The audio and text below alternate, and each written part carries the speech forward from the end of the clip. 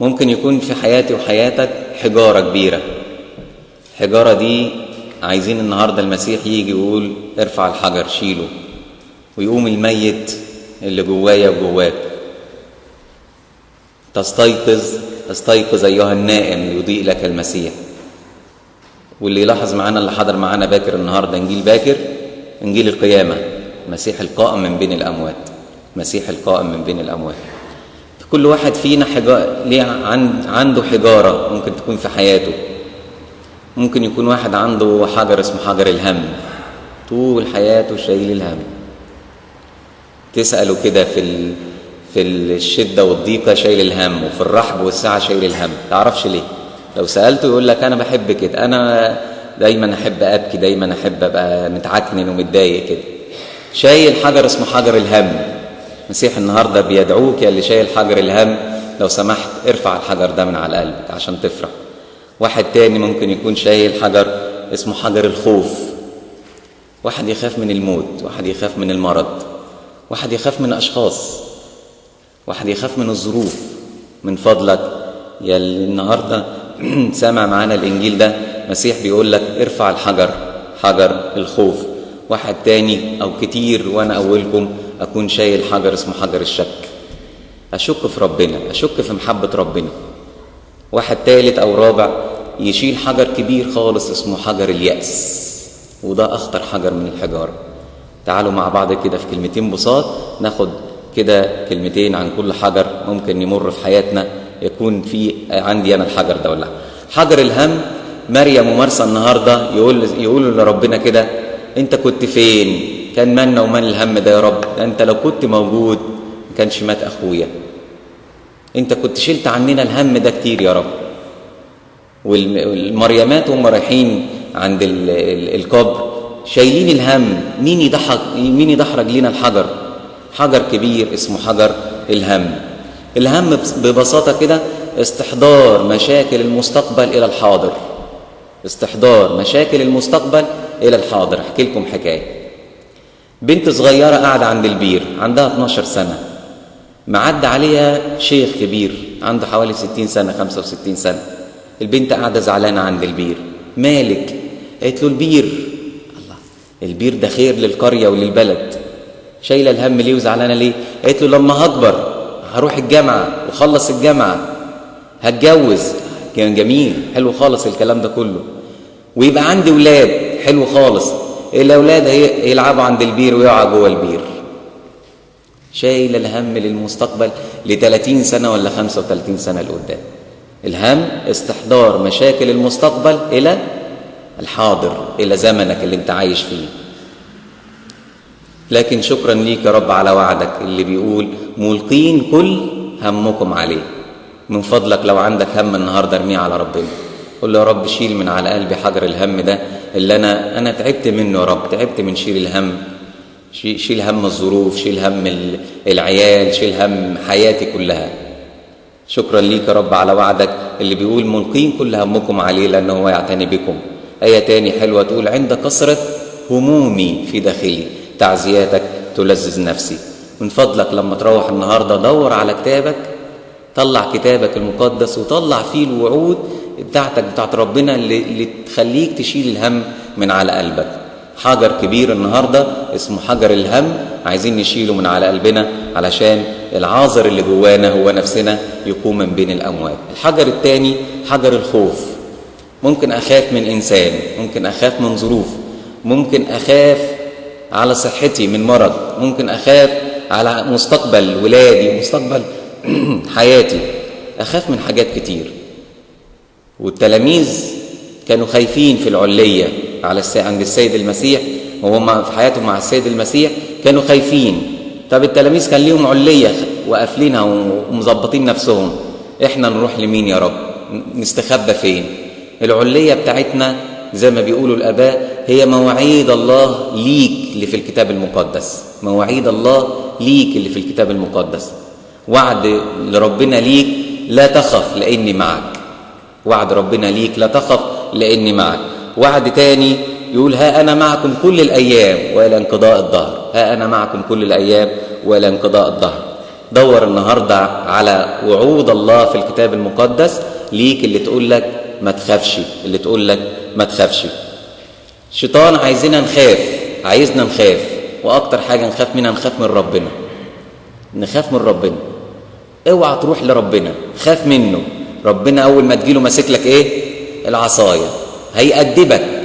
كل اللي بيحصل لك ده عشان ربنا غضبان عليك، هيأدبك، هيعلمك ويمسك لك الايات. ممكن يديك ايه من الكتاب المقدس، تأديبا أدبني الرب، يقول لك كده. الشيطان يديك يخليك تخاف من ربنا. من فضلك، ربنا على حسب التعليم الكتاب المقدس على مثل الابن الضال، اللي هو الآب فاتح حضنه للابن الضال عشان يجي ويترمي في حضنه. من فضلك ما تخافش من ربنا، وما تخافش من أي شخص، ما تخافش من مرض، لكن امسك في مواعيد الله ليك اللي في الكتاب المقدس. أول حجر خدناه اسمه حجر الهم، تاني حجر اسمه حجر الخوف، تاني حجر اسمه حجر الخوف، تالت حجر اسمه حجر الشك، وده أخطر حجر. الشيطان يخليني أشك في محبة ربنا. لو تخيلوا كده توما وهو مع التلاميذ بعد ما شك، لو سمحت يا بطرس ممكن ما نكتبش الشك اللي قلناه ده؟ ممكن ما تقولوش ان انا شكيت. وبطرس يقول له نفس الكلام، وانا ممكن تقول ان انا ما انكرتش واحده بواحده. المسيح قال لهم لا، انا في تخيلي كده، في تأملي، اكتبوا كل شيء، اكتبوا كل حاجه، اكتبوا ضعفاتكم اللي انتوا شفتوها، اللي انتوا عشتوها، علشان اللي بعديكم يتعلم منكم. عشان يا رب انت بتشفق على اللي بيشك فيك، عشان يا رب اللي انت بتبقى حنين على اللي بينكرك زي بطرس، على اللي بيشك فيك زي توما. انا يا رب النهارده زي توما، انا يا رب النهارده زي بطرس. ممكن بتمر عليا اوقات كتيره انا بنكرك، انا يا رب بتمر عليا اوقات كتيره انا بشك في محبتك. ليه يا رب؟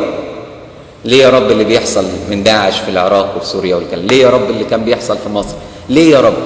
الشيطان بيدينا حجر كبير اسمه حجر الشك، يخليك تشك في ربنا، تخليك تشك في محبة ربنا.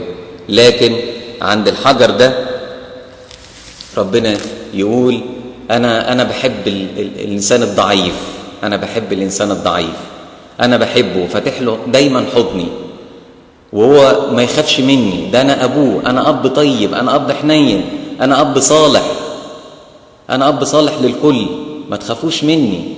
رسالة ربنا تقول ما تخافوش مني، أنا أب طيب، أنا أب صالح. إحنا عايزين نصحح مفاهيمنا عن ربنا في النقطة دي. لما بكون خاطي، لما بكون بعيد عن ربنا، بخاف أجي لربنا، والشيطان يخليني أشك في محبة ربنا. تعال أقول لكم 3 حاجات نحفظهم عن ربنا علشان نعرف إزاي نيجي لربنا. 3 حاجات. الله أسهل واحد يصالحنا، الله ألطف واحد يعاتبنا، الله أقدر واحد يساعدنا. الله أسهل واحد يصالحنا الأول. ممكن أنا أتخاصم مع أي حد، أجي أصالحه يبقى متدلل عليا، مش عايز يصالحني. إنما لا، ربنا مش كده أبدا. ناخد مثل من الكتاب، العشار والفريسي. الفريس وقف يفتخر، العشار كل اللي عمله لم يشأ أن يرفع وجهه، اللهم ارحمنا أنا الخاطئ. يقول التقرير الكتابي فنزل إلى بيته مبررا. من فضلك لما تيجي تتصالح مع ربنا، ربنا أسهل واحد يتصالح، أسهل واحد يتصالح. لما تيجي بقلب كل توبة وندم تقول له يا رب أنا خاطي، يقول لك تعالى حبيبي، تعالى في حضني، أنا سامحتك، فيش مشكلة أبدا. الله أسهل واحد يصالحنا. تاني نقطة، الله ألطف واحد يعاتبنا. ناخد مثل من الكتاب، بطرس لسه أنكر المسيح يوم خميس العهد، وبعد القيامة بكام يوم كده ظهر لهم على بحيرة طبرية، يا سمعان ابن يونا أتنكرني؟ قال له كده ولا قال له إيه؟ قال له أتحبني. ربنا لطيف في عتابه، ألطف واحد يعاتبنا. لما أنا وأنت بنقع في الإنكار وبنزعل مننا ربنا، لما بنرجع له ما بيفتكرش الخطية. الله مش إله الماضي، الله دايما بينظر للمستقبل. حبيبي أنت بتحبني، خلاص أنا سامحتك، خطايات دي أنا أرميها في بحيرة النسيان، خلاص أنا هنساها، خلاص بس ما ترجعش تاني. الله أسهل واحد يصالحنا، الله ألطف واحد يعاتبنا. أتحبني؟ ربنا دايما يركز عن المحبة. ثالث نقطة في قلب الله في التوبة، الله أقدر واحد يساعدنا. تساعدني إزاي يا رب؟ تساعدني على تغيير أفكاري، تساعدني على تغيير حياتي، تساعدني على تغيير كل ظروفي. ناخد مثل حلو كده، يوسف يمر بحياته بأخطاء كتيرة جات له من غيره. اخواته حسدوه باعوه، اترمى في البير واتباع عبد بعد كده، على رأي المثل اللي يقول لك رضينا بالهم والهم مرضيش بيا. رضيت بالهم ان انا اشتغل عبد عند فوتيفار، الست ما سابتنيش في حالي، حبيت نعمل خطية معاها ودتني السجن. يا رب ايه ده؟ فين تصحيحك للأخطاء في حياتي فين؟ استنى يا يوسف، انت بعد شوية هتبقى الرجل الثاني في المملكة، الرجل الثاني في المملكة. افتكروا ال3 نقاط دول. أول ما تتوب، أول ما تحب ترجع لربنا، افتكر ال3 نقاط دول. الله أسهل واحد يصالحنا، الله ألطف واحد يعاتبنا، الله أقدر واحد يساعدنا.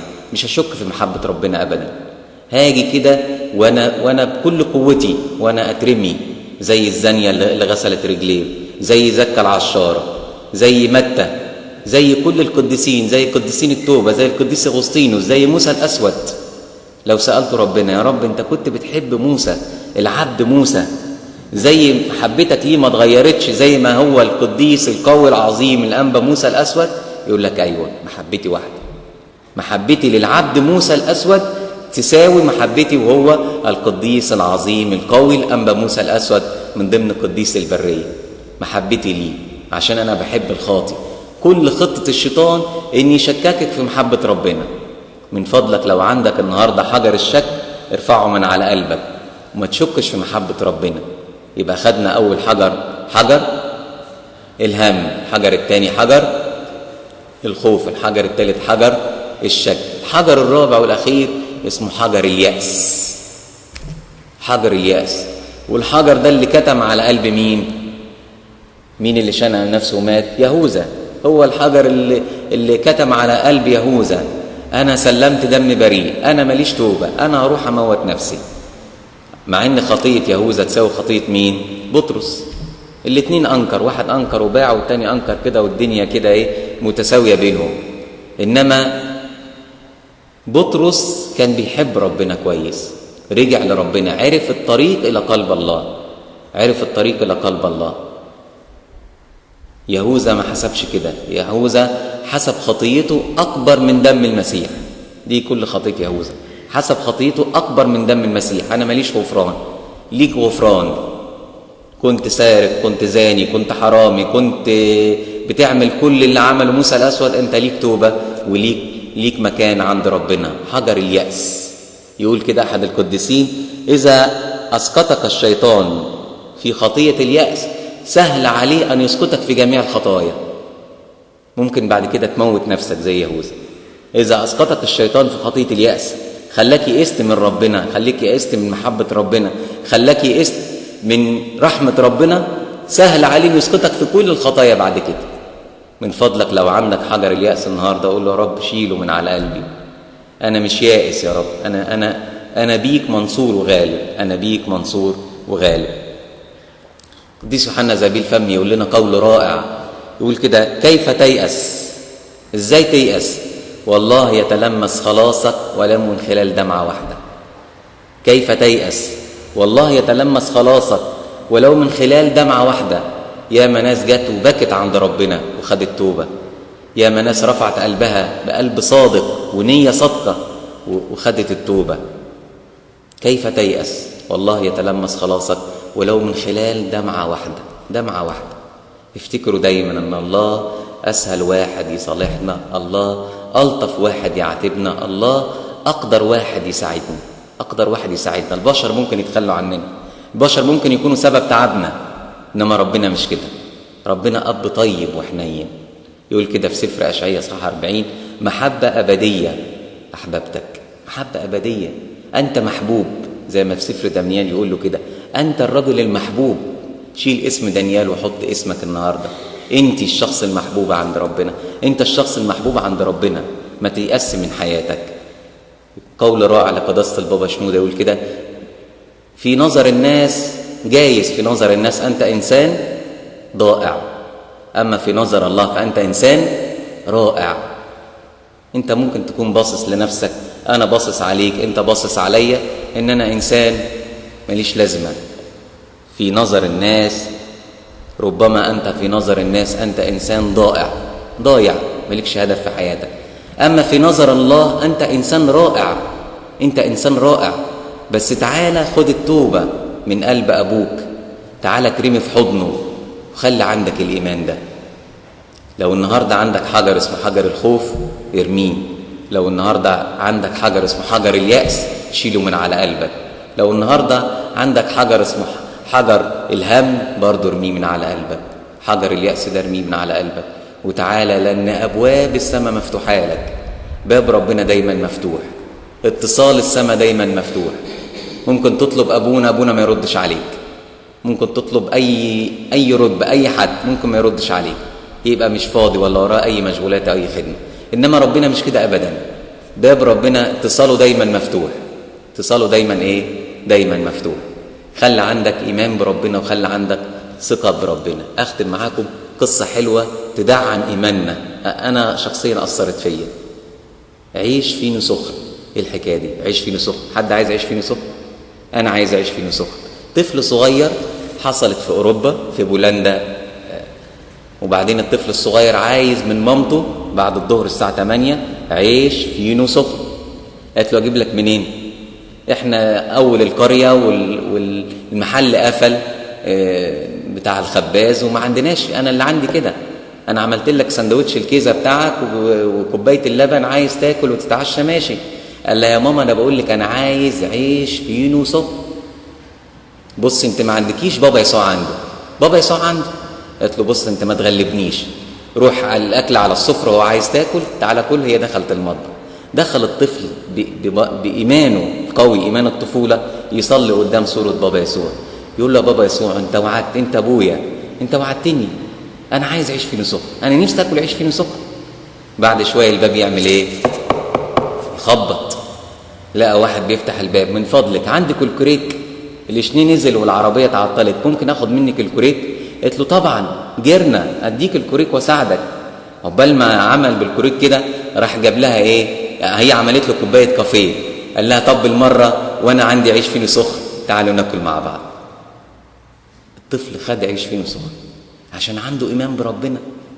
من فضلكم، من فضلك النهاردة ما تطلعش من الكنيسة قول له يا رب أنا عندي إيمان بيك، عندي ثقة فيك، عندي ثقة يا رب، أنا عايز العيش الفينو السخن ده، أنا عايز الحجارة دي تتشال من على قلبي، أنا عايز حياتي تتغير، أنا عايزك تنادي عليا يا رب.